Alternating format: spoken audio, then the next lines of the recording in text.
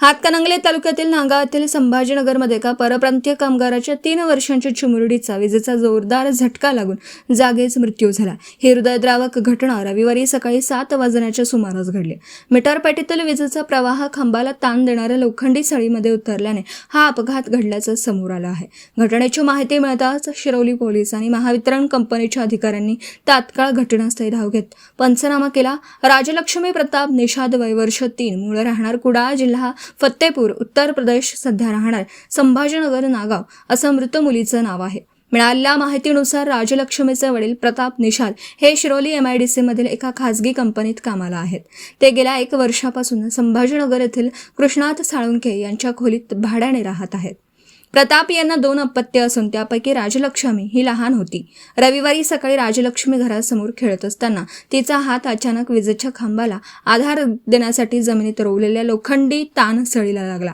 या सळीत विजेचा प्रवाह उतरला असल्याने तिला तीव्र झटका बसला आणि तिचा जागीच मृत्यू झाला। या घटनेमुळे परिसरात एकच खळबळ उडाली असून हळहळ व्यक्त होत आहे। या हृदय पिळवटून टाकणाऱ्या घटनेमागे घरमालकाचा मोठा हलगर्जीपणा कारणीभूत असल्याचं समोर येत आहे। घरमालक साळुंखे यांनी परिसराची स्वच्छता व विस्कळीत झालेल्या वायर याबाबत महावितरण कंपनीच्या अधिकाऱ्यांनी त्यांना अनेकदा सूचना देऊनही खोल्यांमधील लाईट फिटिंगकडे दुर्लक्ष केलं। खोल्यांच्या आजूबाजूला मोठ्या प्रमाणात झाडं-झुडपं वाढली आहेत। ही झुडपं विजेच्या खांबावरील तारांना स्पर्श करत असल्याने वारंवार वीज पुरवठा खंडित व्हायचा। ती झुडपे काढण्यास सांगूनही घरमालकाने कोणत्याही सूचनेचं पालन केलं नाही, अशी माहिती महावितरणच्या अधिकाऱ्यांनी दिली।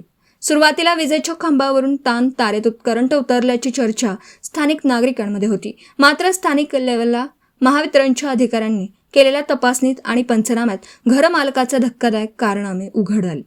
घरमालकाने मीटरचं मेन स्विच डायरेक्ट केलं आहे। मीटरपेटी अत्यंत खराब अवस्थेत होती। मेन स्विचच्या आउटगोईंग सप्लायला 2 जॉईंट्स होते आणि सर्व्हिस वायरची योग्य फिटिंग केलेली नाही।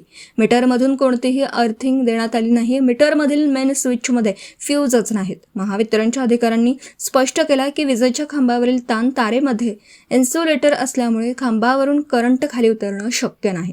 मात्र मीटरपेटीतून बाहेर आलेल्या आणि तिथेच अडकवून ठेवलेल्या एका उघड्या तारेमुळे हा करंट ताण सळीमध्ये उतरला आणि मुलीचा घात झाला।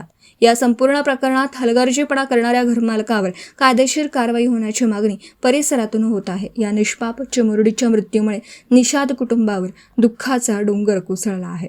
मराठी S न्यूजसाठी शिरोलीहून कुबेर हंकारे।